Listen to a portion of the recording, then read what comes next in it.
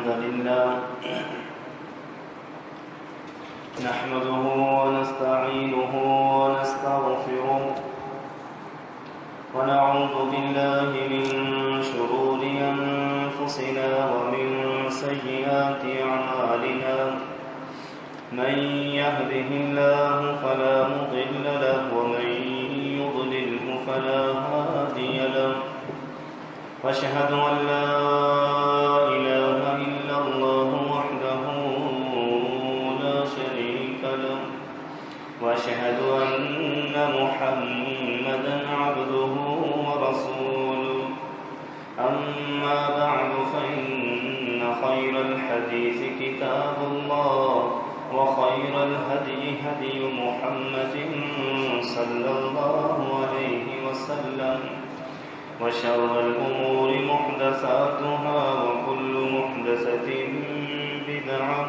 وكل بدعة ضلالة وكل ضلالة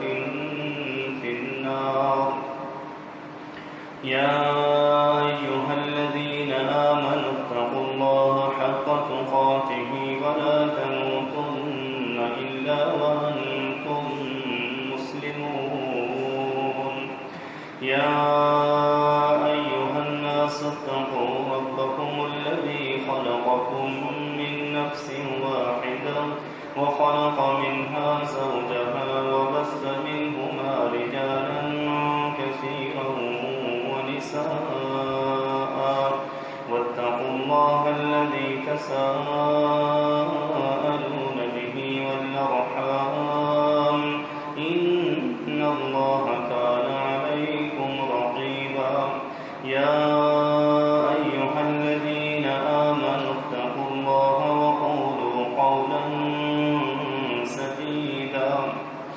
يصلح لكم أعمالكم ويغفر لكم ذنوبكم ومن يطع الله ورسوله فقد فاز فوزا عظيما سبحانك لا علم لنا إلا ما علمتنا إنك أنت العليم الحكيم اللهم إنا نعوذ بك من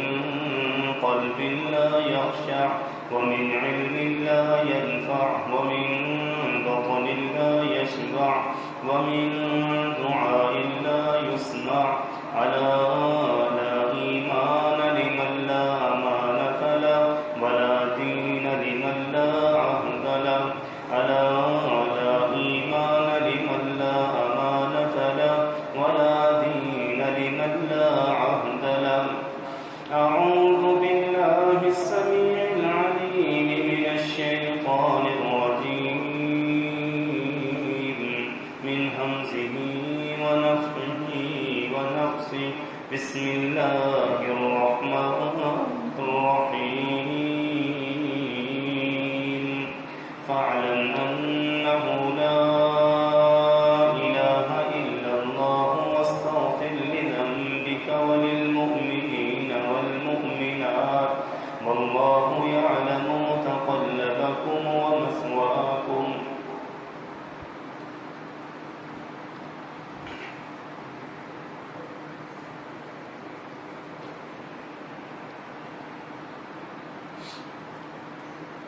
علم دین ہی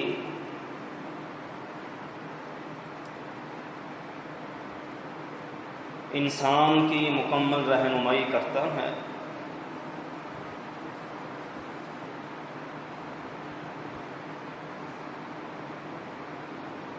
دنیا میں انسان کو اللہ رب العزت نے مبعوث دنیا میں بھیجا ہے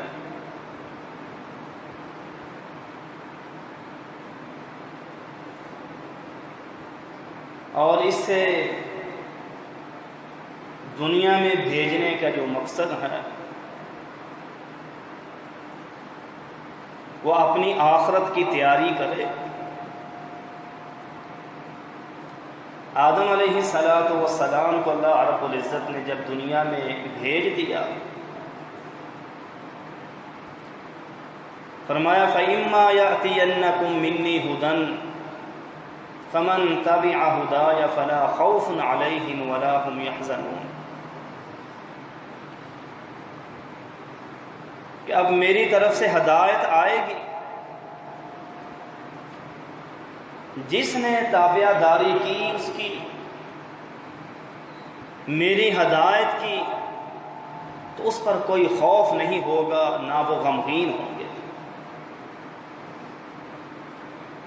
یہ ہدایت اللہ رب العزت وحی کے ذریعے سے نازل فرماتے ہیں، وحی کے ذریعے سے اللہ رب العزت رہنمائی فرماتے ہیں اپنے بندوں کی۔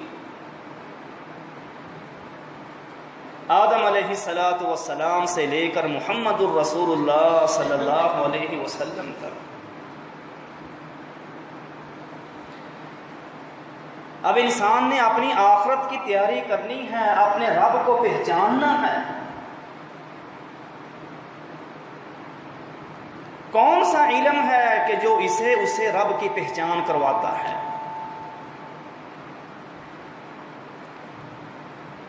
اس نے کیسے آخرت کی تیاری کرنی ہے؟ کون سا علم ہے جو اسے یہ بتلاتا ہے؟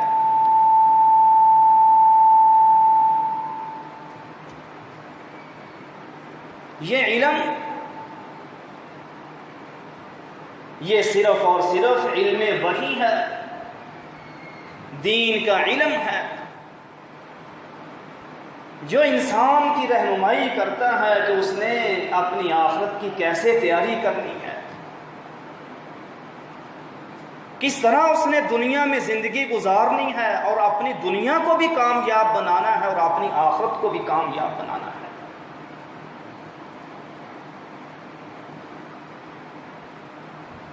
اگر کسی کے پاس دین کا علم نہیں ہے، وہ انسان علم سے کورا ہے، دنیاوی جو علوم ہیں، فنون ہیں، جتنی مرضی اس کے پاس ڈگریاں ہیں، خالی صرف وہی ڈگریاں ہیں، دین کا اس کو کچھ پتہ نہیں ہے، سمجھ لو کہ یہ انسان جو ہے علم سے کورا ہے۔ اسے یہ نہیں پتا میرا رب کون ہے، اس کی صفات کیا ہیں، اس کی پہچان کیسے اس نے کرنی۔ کتنے ہی ایسے واقعات ہیں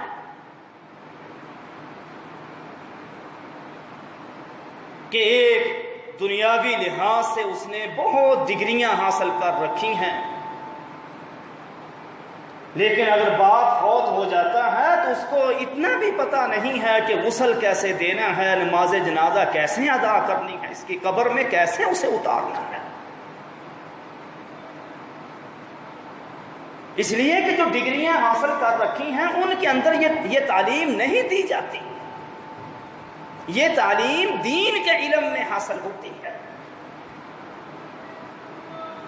اس سے یہ انکار نہیں ہے کہ یہ دنیاوی علم نہ سیکھا جائے،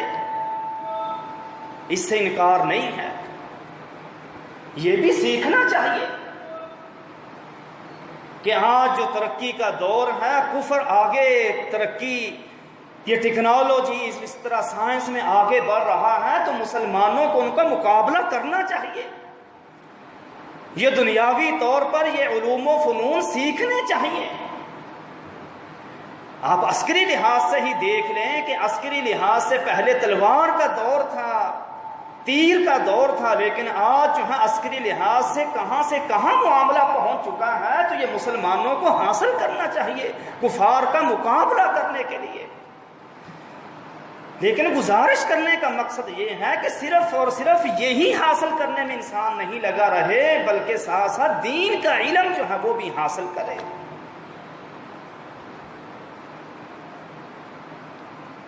اللہ رب العزت کی پہچان اگر ہوتی ہے، اس کائنات کے اندر بکھری ہوئی جو مختلف نشانیاں ہیں ان سے بھی اللہ کی پہچان ہوتی ہے، لیکن کما حق ہو اللہ رب العزت کی پہچان وہ اللہ کے قرآن سے اور محمد الرسول اللہ صلی اللہ علیہ وسلم کے فرامین سے حاصل ہوتی ہے۔ صحیح مسلم میں نبی کریم صلی اللہ علیہ وسلم کا یہ فرمان ہے، فرمایا کہ وَإِنَّ اللَّهَ نظر إلى أهل العرض فمقتهم عربهم وعجمهم إلا بقايا من أهل الكتاب۔ اللہ رب العزت نے عرب و عجم پہ نظر ڈالی، اہل زمین پہ اللہ رب العزت نے نظر ڈالی تو فرمایا کہ عرب و عجم پہ اللہ رب العزت ناراض ہوا، سوائے بچے کھچے اہل کتاب میں سے چند لوگ کہ جو اللہ رب العزت کو پہچانتے تھے، توحید پر کاربند تھے، وگرنہ اکثریت کی حاصل یہ تھی، اکثریت کی حالت یہ تھی کہ وہ اللہ رب العزت کی معرفت سے بھی جو ہے وہ دور جا چکے تھے، اللہ کے ساتھ شریک ٹھہرا رہے تھے، انہیں اپنے رب کی معرفت ہی نہیں تھی کہ ہمارا رب تو وہ ہے کہ جو وحدہ لا شریک ہے، اس کا کوئی شریک نہیں ہے۔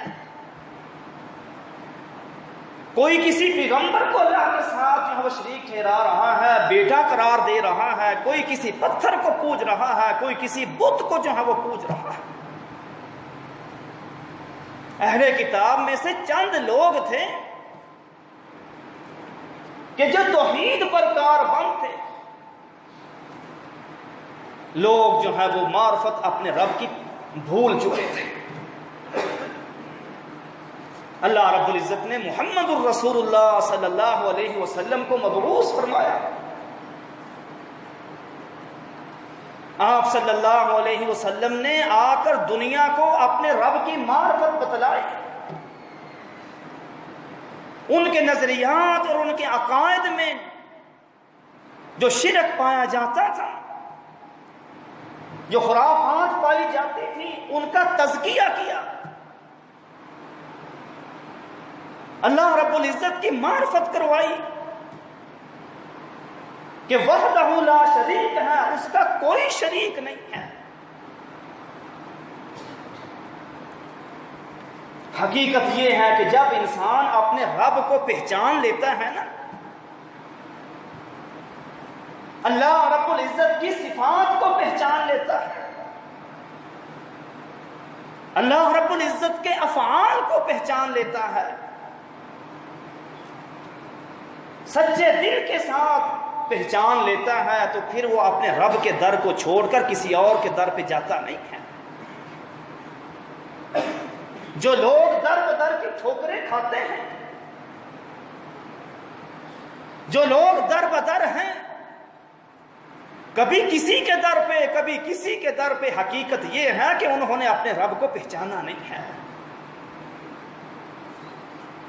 اپنے رب کی قدرت کو پہچانا نہیں، اپنے رب کی طاقتوں کو پہچانا نہیں، اپنے رب کی صفات کو پہچانا نہیں۔ اگر انہوں نے اپنے رب کی صفات کو پہچانا ہوتا تو اللہ رب العزت کو چھوڑ کے، اپنے رب کو چھوڑ کے کسی اور کے پاس نہ جاتے۔ یہ ایک واقعہ جو ہے وہ آپ کے سامنے پیش کرتا ہے۔ یہ واقعہ پہلے بھی جو ہے وہ آپ سماعت کر چکے ہیں،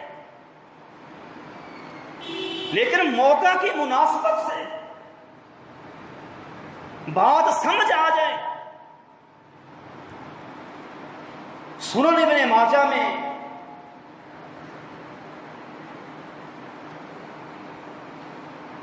یہ واقعہ جو ہے وہ موجود ہے۔ نبی کریم صلی اللہ علیہ وسلم نے فرمایا کہ ہمارا رب جو ہے وہ بندے کی قنوتیت سے ہنستا ہے۔ کیا مطلب ہے؟ کہ اللہ رب العزت سے ایک بندہ کسی مصیبت اور پریشانی میں دو چار ہے تو اللہ سے وہ مانگتا ہے، اللہ کے سامنے گڑ گڑاتا ہے، سوال کرتا ہے۔ اس کو مانگتے مانگتے کافی عرصہ ہو گیا، جو مانگ رہا ہے اس کو مل نہیں رہا، لیکن اللہ رب العزت جو ہیں وہ جانتے ہیں کہ کب جو ہے اللہ رب العزت نے اس کو عطا کرنا ہے۔ اللہ تعالیٰ جو ہے وہ جانتے ہیں، جو اللہ تعالیٰ اس کی حالت کو بدلنے والے ہیں، لیکن یہ انسان جو ہے وہ لمبا عرصہ چونکہ ہو گیا ہے تو اس کے دل و دماغ کے اندر کچھ مایوسی پیدا ہونا شروع ہو چکی ہے، اس کے دل و دماغ میں کچھ مایوسی